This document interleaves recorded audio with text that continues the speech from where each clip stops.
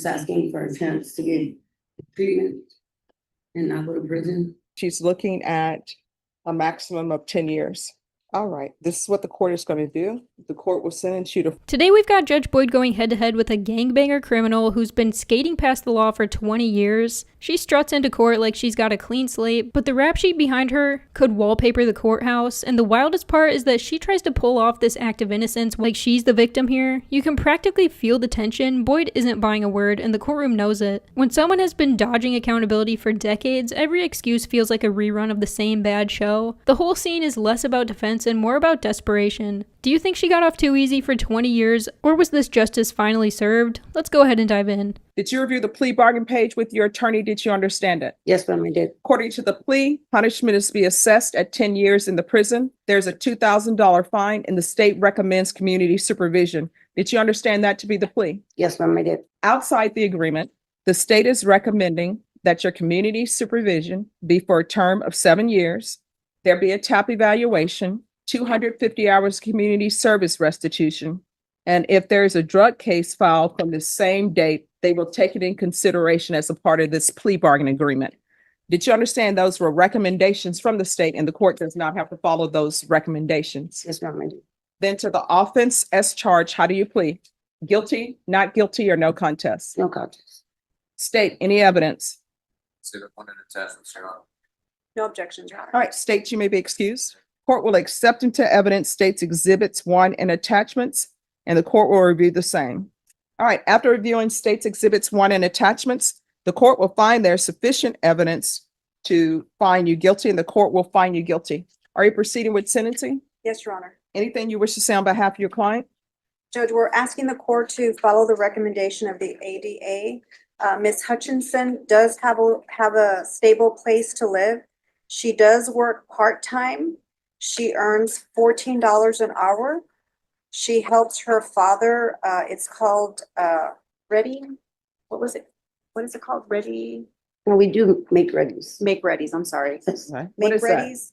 They clean apartments Okay. after the individuals leave the apartment complexes. They clean the apartment complexes, get them ready for the next tenants. So she is working part-time. So we're asking the court to follow the recommendations of the ADA. She is ready to follow any of the court's sanctions. She's willing to prove to the court that she is going to comply with any of the court's directives. Also, Judge, with the $2,000 fine, since she does earn $14 an hour, if the court is willing to grant her application for probation, we're asking the court to lower the fine. All right. And who is Lisa Lara to you? She's my girlfriend. Are you all still together? Yes, ma'am. You say yes, ma'am, and then you look to the side, right? Oh, yes, ma'am, we are. All right, who she's are you in the looking court. for? Because she's in the courtroom. Okay. If you're drug tested today, what are the results going to be? Negative. When's the last time you used? Well, I'm currently on the methadone. All right. This is what the court is going to, do you have any children? Yes, ma'am, I do. What are their ages? I have a 21-year-old, a 20-year-old, and a 17-year-old. And And the 17-year-old, does he or she live with you? she lives with my father. And I am going through a CPS issue with my ex to receive joint custody for my son. All right. And then Lisa Lara, does she have any children? Yes. And what are their ages? Yeah, he had one, a boy, he's 16. All right. And where does the 16-year-old live? He lives with her father. Okay. Do you have any grandchildren? Yes, ma'am, I do. How many? I have 2, And what are their ages? 5 and 6. And do you see them? On a regular basis. My daughter just got married and she moved to Fort in Kentucky Okay. with her new husband. All right. All right. This is what the court is going to do, as previously stated. 10 years in the prison, suspended and probated for 7 years, $2,000 fine probated, proof of employment within 30 days, no employment as a home health care provider or with minors, regular reporting by Zoom or in person. Based upon the police report, there's to be gang supervision. State will dismiss any drug case occurring on the same date, offense date, which is May 10th, 2024. There's to be no unsupervised contact with minors. There's to be CPS compliance. And since she's going to be under gang supervision, I know they'll do the visitation, so I'm not going to ask you all to do the visitation. There's to be regular random UAs, 250 hours of community service restitution. I'm going to order parenting classes. Once she completes parenting classes, 100 of those hours will be deemed satisfied. How far did you go in school? I graduated high school, ma'am. What are you planning on doing with the rest of your life? Hopefully starting a business of my own soon. All right. Um, And There's no shot this woman is starting a legitimate business, at least not one that files taxes. You don't go from decades of gang ties to CEO of the year overnight. The way she talks, it's like she wants credit for potential that doesn't even exist. The smarter play for her would have been to just keep her head down, grab a 9 to 5, and just disappear from the radar. But nothing about her record screams responsibility. She treats probation like a casual suggestion, not a binding order. Judges actually have discretion to bar people from certain professions if they've got history tied to crime, and this is the kind of case where you understand why. You wouldn't want her running a daycare, a finance firm, or even a corner store with that track record. The courtroom isn't just doubting her plans, it's laughing at them. And Boyd knows it. Every answer out of her mouth feels like a performance with zero credibility. It's painful to watch, but also kind of fascinating in a train wreck you can't look away from kind of way. Honestly, the only business she's running is one straight into another sentence. I will, yes, Excuse me. She's in parenting classes already because of CPS. they'll confer with CPS and the court will accept those hours if it's successfully completed. All right. And the court will deduct another 100 hours if she provides proof that she's filed for a DDA. Probation, is there anything else she needs? Is there anything else you need from the court to be successful? No, Judge. And previously, I don't know if it was said on the record or not, but when this plea bargain was accepted, the court did previously at that time find that there was sufficient evidence to find her guilty, and the court found her guilty. So just so the record is clear, the court did find you guilty. Yes, ma'am. All right, thank you. You're excused. Probation will go over conditions. One last item. Yes, The court assessed minimum supervisory fees. no, I've already probated the fine. All right, court is calling 2024 CR 007949, State versus Roxanne Hutchinson. Can I have parties announce?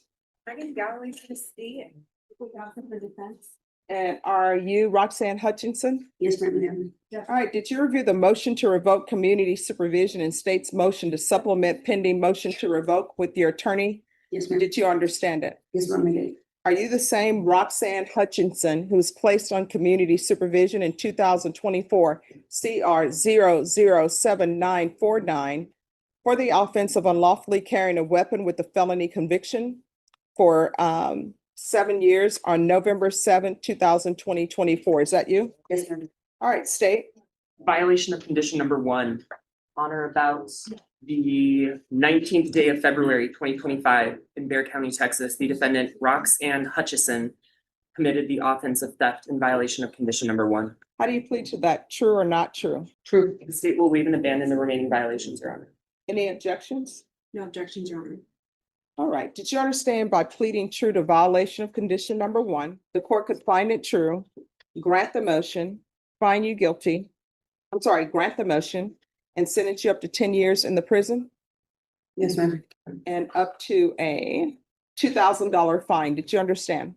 Yes, ma'am. Knowing that, do you still wish to proceed with your violation of condition number 1 in your plea of true? Yes, ma'am. Court will find violation of condition number 1 true.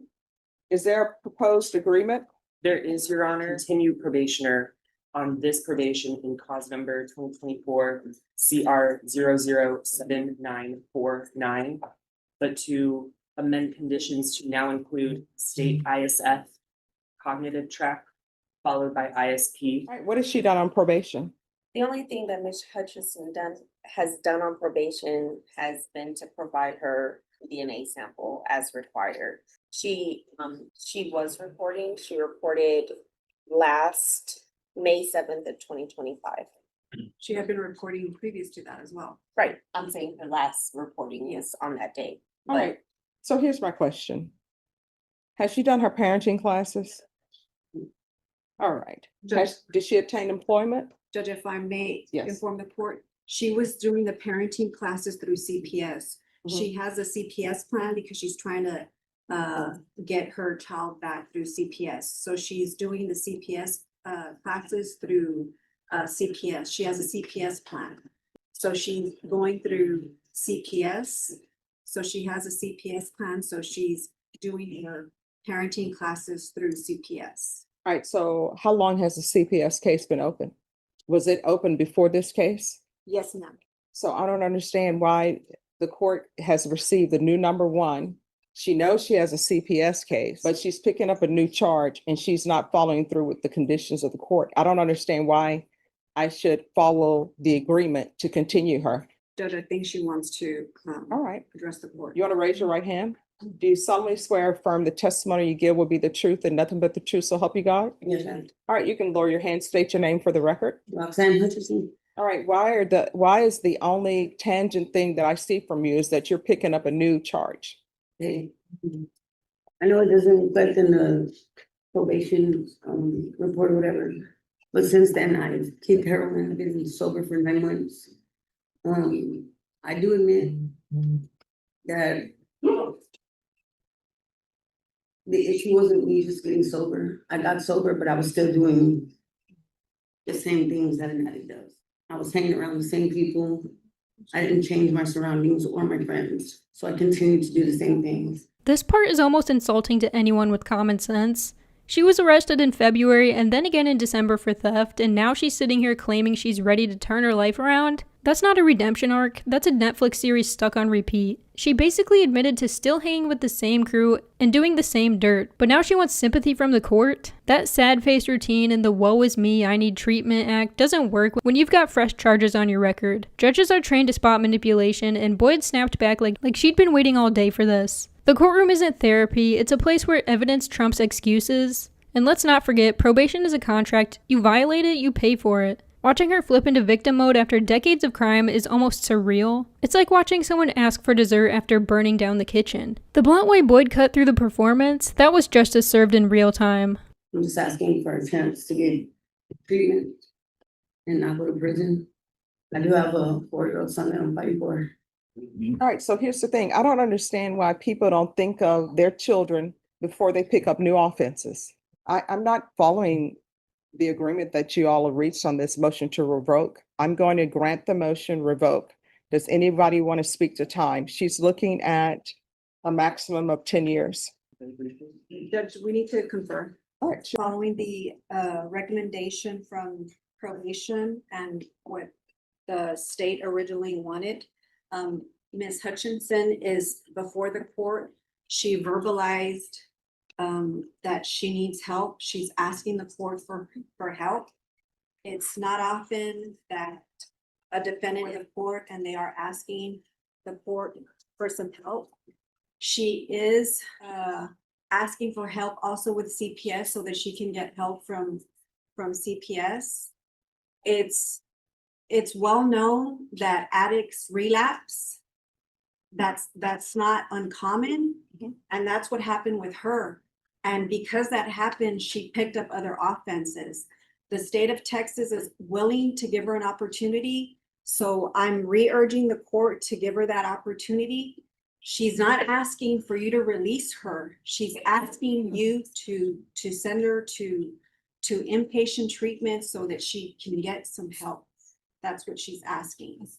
And so I'm re-urging the court to consider that. all right. The court, as previously stated, is finding violation condition number 1 true, and the court is going to grant the motion to revoke. Does anyone wish to speak to time? I believe that we will be going open on that. The state understands defendant is facing up to 10 on this MTR. The other case that will be before the court shortly had thoughts. Basically, the state is thinking, we pled true to number 1, you're facing 5 or facing 10, state would ask for around 5, Your Honor. All right. Judge, we're asking the court to sentence Ms. Hutchinson to 2 years in TDC. All right, this is what the court is going to do. The court will sentence you to 4 years in the prison. The court will request the therapeutic community The court will give you a credit for any time served. Did you review the trial court certification of defendant's rights to appeal with your attorney? Did you understand it? Yes, please.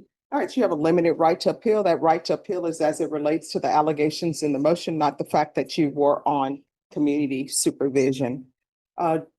Because it's a felony conviction, you're not allowed to own or possess any weapons or. That disappointed look on her face at sentencing is almost enraging. What did she think was going to happen? Balloons and a pat on the back? She put herself in this position by repeatedly breaking the law and ignoring probation terms like they were optional. The irony is, she should actually be grateful. Boyd went lighter than she could have, and yet the entitlement stays on full display. Like the system owes her another free pass. Bad for them, it's a strain on the entire system. Do you think the 4-year sentence was enough here, or was it just another example of leniency gone wrong? Drop your thoughts in the comments. Thank you so much for watching. Don't forget to like and subscribe, and I'll catch you in the next one.